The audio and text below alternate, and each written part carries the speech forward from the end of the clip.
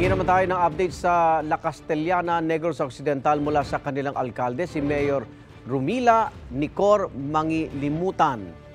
Mayor Maymay, good morning po.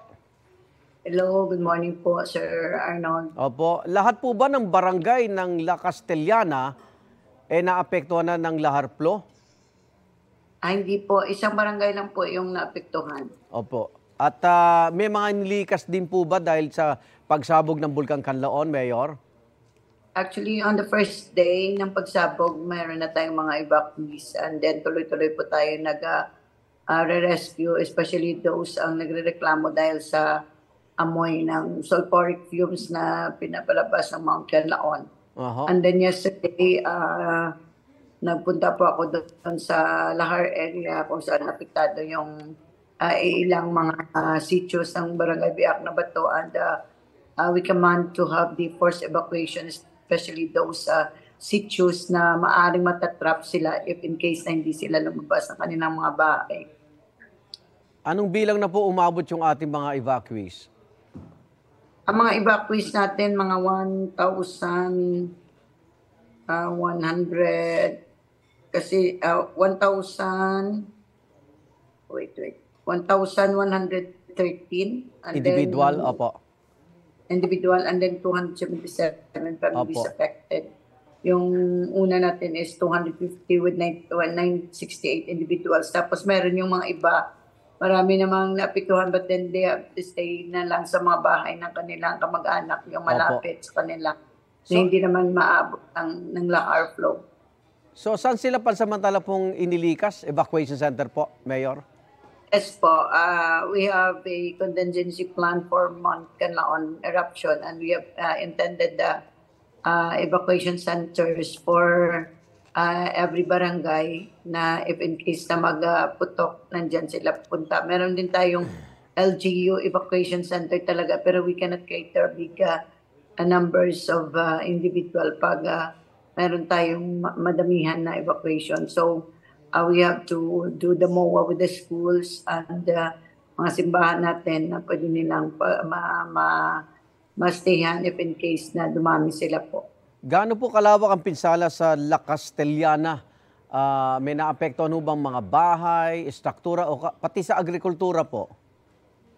Agriculture talaga, yung mga pananim ng ating mga farmers doon, especially doon sa Upper Barangay. Opo. But we cannot determine the data. It's because kahapon po pinaikot ko pa yung mga agriculturists natin. Opo. At saka staff na titingnan kung ano. Kasi yung sa Upper Barangay wala namang masyadong signal. So we cannot get enough data from the farmers. And some other farmers, hindi naman sila reachable. So pinaikot natin. So the numbers or figures shall be determined natin. And then we are now on the state of calamity, which is we're preparing for some support to our farmers which really affected sa Mount Kanlaon eruption. Opo. So may mga naisalba pong mga pananim o wala po, Mayor? Almost on the 6 barangays, 5 talaga pala.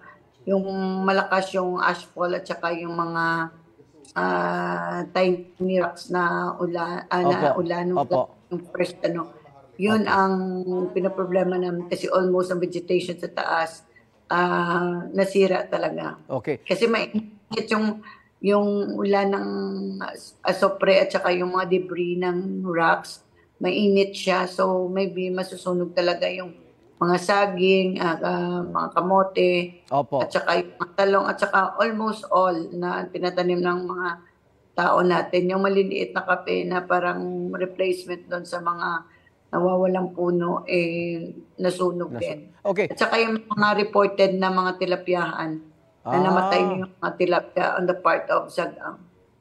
Hanggang ngayon ba umuulan pa rin dyan sa La Castellana, Mayor? Actually, dito po ako ngayon sa munisipyo. Hindi naman, pero medyo gloomy doon sa paligid at sa taas siguro. Medyo ulan-ulan lang maliit, pero hindi naman yun kalakas. Yung amoy ng asupre ho, na namiminsala pa rin po? Actually, kagabi, pag ako dito sa, pagbaba ko dito hanggang dito yung asopre. Pero doon sa taas, medyo ramdam pa rin po ng mga tao kasi meron pa rin mga smoke emission yung ano, which is we believe that is sulfuric fumes na lumat sa bunganga ng Mount Canlaon. Okay. Maraming salamat po, La Castellana Mayor Rumila Nicor Mangilimutan at ang Kapuso Foundation po. Asahan niyo po ang patuloy na pagtulong sa inyong lugar. Ingat po kayo. Thank you so much. Igan, mauna ka sa mga balita. Mag-subscribe sa GMA Integrated News sa YouTube. Sa mga kapuso abroad, subaybayan nyo kami sa GMA Pinoy TV at sa www.gmanews.tv.